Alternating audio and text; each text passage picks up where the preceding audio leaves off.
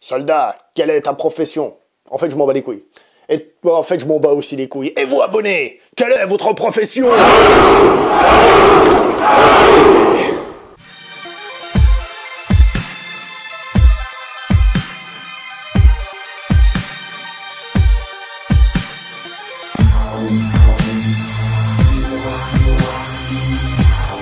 Bonjour à toi très chers spectateurs et bienvenue pour cette vidéo particulière puisqu'elle correspond au passage de nos 300 abonnés. On a passé le cap des 300 abonnés et j'avais dit en rigolant avec un de mes abonnés justement que pour les 300 abonnés on allait parler du film 300 réalisé par Zack Snyder en 2006 et adapté du comic de Frank Miller qui s'appelle aussi 300 évidemment. Film dans lequel joue Gerard Butler et on peut dire que c'est le film qu'il a révélé au grand public. Et il y a aussi un autre acteur que j'avais pas remarqué, que justement j'ai vu maintenant en revoyant le film. En fait il y a Michael Fassbender dans le film. Alors certes il a un petit rôle mais je le savais pas, il y a Michael Fassbender dans 300, je le savais pas. Donc comme je disais, ce film est adapté d'un comic, donc d'une bande dessinée américaine écrite par un certain Frank Miller, un grand monsieur du comic américain qui a entre autres fait Sin City, Dark Knight Returns, celui qui a popularisé Daredevil. Qu'est-ce qu'il a fait d'autre? Il a fait Batman année 1 aussi, qui est un comic très connu. Enfin bref, c'est un monsieur très connu dans le milieu. Et ce comics s'inspire en réalité d'un film, d'un autre film qui date des années 60, qui s'appelait Les 300 Spartiates, qui lui-même, évidemment, s'inspire d'un fait réel. La bataille des Thermopyles, dans lesquelles 300 Spartiates auraient tenu tête à 1 million de Perses, et ils les auraient combattus jusqu'à ce que les autres deviennent foufous. Cette histoire, ce qui est intéressant aussi, c'est que bien qu'elle se passe en Grèce antique, fait écho aussi à l'histoire de l'Amérique au sujet d'une fameuse bataille, la bataille du fort Alamo. Encore un film duquel je devrais parler un jour sans doute. Alors, quelle note je vais donner à ce film? J'ai un peu de la peine à donner une note à ce film, parce que l'histoire en elle-même et tout ça m'emballe pas au 7e ciel, mais en même temps, c'est vachement bien fait, et ça réussit clairement à faire ce qu'il veut. Alors, je vais être gentil, je vais lui donner la note de 8 sur 10. Alors certains trouveront que je suis peut-être un peu gentil, mais en règle générale, je suis sûr que vous me trouvez méchant sur les notes, donc pour une fois, hein, on va pas se plaindre. Donc l'une des qualités, mais aussi l'un des défauts de ce film, c'est à double tranchant, c'est qu'en réalité, c'est une réelle adaptation du comics. Et quand je dis une réelle adaptation, c'est que c'est repris case par case. Alors certains disent que du coup Zack Snyder, le réalisateur, n'a pas de génie, il fait que de copier, d'autres disent au contraire que visuellement ça en jette, que c'est génial, donc c'est un peu à double tranchant. Les dialogues eux-mêmes, surtout si vous regardez le film en VO et vous avez le comics en VO évidemment, vous vous rendrez compte que c'est pratiquement les mêmes, il y a 2-3 différences, un mon roi à un moment, ou des trucs comme ça, mais c'est pratiquement la même chose, à tel point qu'on peut se demander s'il y a un réel scénario dans ce film. Dans le sens, un réel scénario dans le sens, est-ce qu'ils ont écrit un scénario pour le film ou ils ont juste pris le comics avec eux? C'est la question qu'on pourrait se poser. Évidemment, il y a quelques différences entre le comics et le film, je dois vous avouer que j'ai pas lu le comics, hein, donc là je me base sur des trucs que j'ai entendus à gauche à droite, j'ai pas de liste exhaustive de ce qui est différent. On m'a dit que le traitement de la reine, donc tout le passage quand elle reste à Sparte alors que les autres vont se cogner, ça c'est pas dans le comics.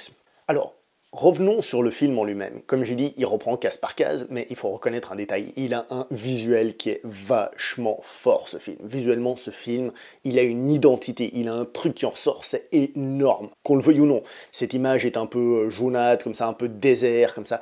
On a tout de suite cette sensation de force, de puissance, qui en ressort dès les premières scènes. D'ailleurs, on nous dit il est né, puis on a vérifié s'il était fort, sinon on allait le laisser tomber.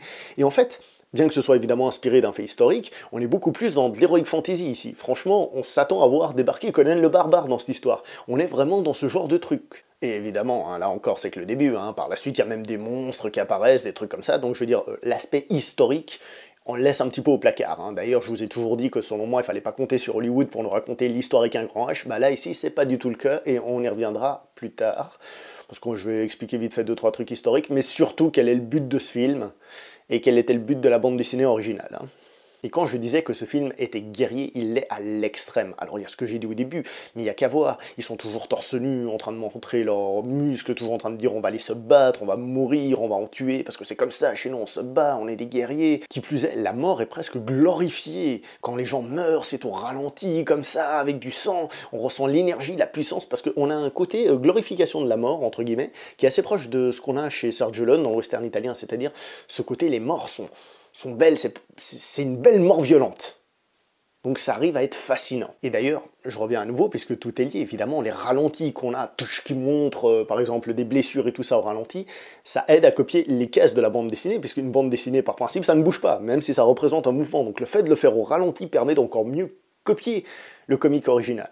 Et précisons aussi que la plupart des effets sont hyper réussis. Pour moi, ceux qui sont le moins réussis, ce sont les jets de sang qui font très fake, Tout le film fait très fake, évidemment, mais ça fait spécialement fake. Toutes ces qualités ne cachent pas, hélas, pour moi, un gros défaut du film. Alors d'un côté, c'est tant mieux, il a un message, c'est un film engagé, mais c'est pas un film engagé dans le sens que j'apprécie, puisque ce film, en réalité, est un film pro-guerre en Irak. Et il suffit de regarder. D'entrée de jeu, les types disent toujours, les Spartiates disent on va partir pour se battre en homme libre contre un envahisseur qui veut faire de nous des esclaves, un envahisseur qui justement a plein d'esclaves, a une armée d'esclaves et tout, et nous on va se battre pour la liberté.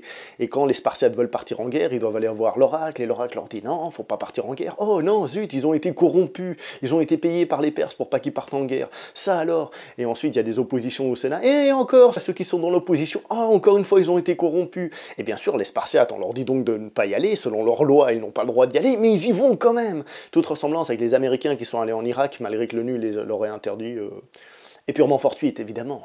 Bah, tant qu'on y est, on va aussi parler avec 2-3 anecdotes historiques, évidemment. Les Spartiates de base, hein, bien que les demoiselles ont sans doute beaucoup apprécié ça dans le film à l'époque, ils combattaient pas torse nu, ils étaient quand même pas débiles à ce point. Ils avaient une armure déjà, pour commencer. Alors, ça j'ai pas vérifié, c'est un ami à moi qui a fait des études d'archéologie qui m'a expliqué ça, il m'a dit que normalement les Spartiates, justement, ils avaient pas de château et de trucs comme ça, parce qu'ils faisaient pas de construction en dur.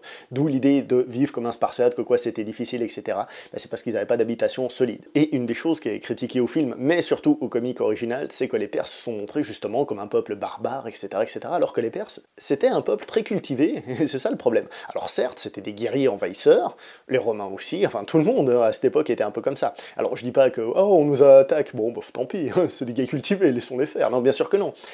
Mais il y a encore une fois, comme j'ai dit, une image. Il faut savoir que Frank Miller, d'un point de vue politique, il a un point de vue un peu particulier. Lui, il pense que les États-Unis n'imposent pas assez leur point de vue par la force, par l'armée. Et c'est ce que représente ce comics. C'est pour ça qu'il faut avoir un petit peu l'esprit critique quand même quant à son histoire et à ce qu'il veut représenter. Mais bon, bref, revenons un petit peu au film quand même pour parler d'abord de la musique. La musique, c'est assez intéressant parce qu'elle utilise des sonorités classiques, un peu qu'on entendrait dans certains peplums et tout ça, puis elle est un petit peu passe-partout. Et comme le film, il est un peu justement hors norme, un peu foufou, on a du rock à des moments et tout ça, yeah. Parce que justement, le film est pas historique, il est pas là pour coller une certaine véracité, au contraire, il est là pour être puissant, et ça c'est très réussi. La réalisation, comme j'ai dit, on peut la trouver impersonnelle, mais en même temps, c'est super beau, il n'y a rien à dire, c'est super beau. Et au final, bien que j'ai pas lu le comics, je pense que le film est un peu supérieur aux comics dans le sens où quand on lit un comics, bah on imagine les scènes normalement, quoi. Alors moi, quand je lis, souvent j'imagine la musique du film, mais ça c'est autre chose, surtout quand il y a eu un film. Par exemple, si je lis un comics sur Conan le Barbare, j'ai la musique dans la tête. Mais là, c'est stylisé à fond la caisse, alors que peut-être la bande dessinée, on la trouve bien dessinée, etc., etc., mais il n'y a pas tout cet aspect-là. Je trouve que le film fait beaucoup plus. Il est beaucoup plus bizarre, il est beaucoup plus hors norme que la bande dessinée d'origine. Alors, est-ce que ce film est à recommander? Évidemment. Évidemment, ne serait-ce que l'avoir vu une fois pour se faire son point de vue. Après, comme j'ai dit, le message du film, moi, personnellement, me dérange. Mais je me souviens qu'à sa sortie, personne ne l'avait vu. Même moi, la première fois que je ne l'ai pas vu, on a dû me le dire. On m'a fait, t'as pas vu que c'était un film qui parlait de ça? Moi, je dis, ah oui, vous avez raison, en fait. Et après, quand j'en ai parlé à tout le monde me regardait en mode, ah, vas-y, ferme ta gueule.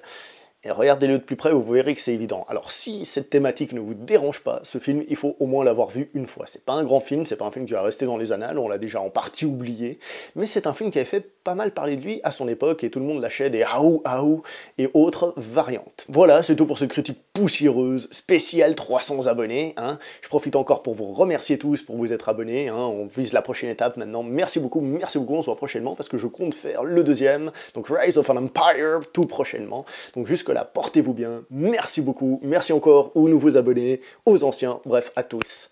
Merci, on se voit la prochaine fois, portez-vous bien.